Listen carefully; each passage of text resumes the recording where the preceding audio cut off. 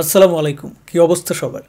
বাংলাদেশের সিনেমা প্রেমীরা এবার BPL miss করবে না, আমি জানি। সাকিব ফ্যান থেকে শুরু করে সাকিব হেটার্স সবাই দেখবে। কেউ কেউ চাইবে ঢাকা ক্যাপিটাল হেরে যাক, কেউ কেউ চাইবে আমার মতো জিতে যাক ঢাকা, দেখুক সারা দেশ। বিপিএল এর একটা থিম সং ইতিমধ্যে পাবলিশ করছে। আই থিঙ্ক এখানে সাকিব খানকে এক ঝলক দেখতে পারলে ভালো লাগতো। আমার না বিপিএল আসলে শুধু ওই সংটার কথা মনে পড়ে, 4 ছক্কা হই হই বল গড়াইয়া গেল কই, 4 ছক্কা হই হই বল গড়াইয়া গেল কই, 4 ছক্কা হই হই বল গড়াইয়া গেল। ওটা কি বিপিএল এ ছিল? ওই যাই হোক হইলো, মানে ওই গানটার কথা মনে পড়ে। ওইটা বিপিএল এর সং হোক বা যে কোনো সময়ের হোক, ওইটার কথাই বারবার মনে পড়ে। গানের হুক লাইনটা ভালো ছিল। সব থেকে ভালো লাগছে হচ্ছে যে ওই পোর্শনটা, ওই যে র্যাপ সংটা, র্যাপ অংশটা।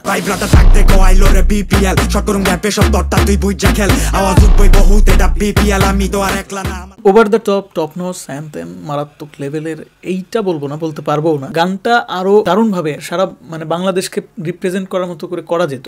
মানে বাংলাদেশের যত ঐতিহ্যবাহী স্থানগুলো আছে, বাংলাদেশে এর আগে যে অর্জনগুলো আছে, ওই অর্জনগুলো মানে ক্রিকেটের যে অর্জনগুলো আছে, খেলাধুলার যে অর্জনগুলো আছে, সেগুলো একটু এখানে অ্যাড করে দিলে আমার মনে হয় আরো ভালো লাগতো। অনেক কিছুই অ্যাড করা যেত, চাইলে আরো অনেক আকর্ষণীয় করে তোলা যেত। মেবি কোনো একটা সীমাবদ্ধতা ছিল যার জন্য তারা আসলে এটা করতে পারেনি। যেমনটা এর আগের বিপিএল থিম সংগুলোয় আমরা দেখেছি যে দেশের বিভিন্ন জেলা বা বিভিন্ন বিভাগ, বিশেষ করে জেলা না, 6-7টা বিভাগের বিভিন্ন মানুষদেরকে রিপ্রেজেন্ট করা, তাদের কালচারকে তুলে ধরা, তাদের যে নিজস্বতা, সেটাকে এই থিম সংয়ের মধ্যে এনে একটা অন্যরকম মাত্রা যোগ করা, সেই ব্যাপারটা এই থিম সংয়ের মধ্যে আমি পাইলাম না।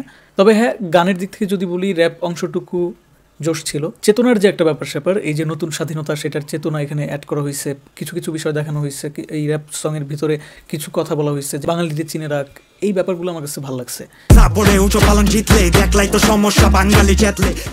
বাংলাদেশ যে নতুন করে আবার শুরু হলো, বাংলাদেশের পথ চলা, বাংলাদেশের প্রত্যেকটা মানুষের স্বপ্নযাত্রা, সেটাকে ইনক্লুড করা হয়েছে খেলার মাধ্যমে, সেটাকে রিপ্রেজেন্ট করা হচ্ছে। ব্যাপারটা খুবই ইউনিক একটা আইডিয়া। ইভেন আমরা জানি যে একটা মাস্কট উন্মোচন করা হয়েছে, সেটাও খুব ভালো লাগছে আমার কাছে। সব মিলিয়ে আমার কাছে মনে হচ্ছে যে অন্যান্য সব বিপিএল এর তুলনায়, বিপিএল আসরের তুলনায় এবার একটু স্পেশাল ফিল হচ্ছে। শহীদ মুগ্ধর স্মৃতির প্রতি সম্মান জানাতে গ্যালারির দর্শকদের জন্য বিনামূল্যে থাকবে পানির ব্যবস্থা।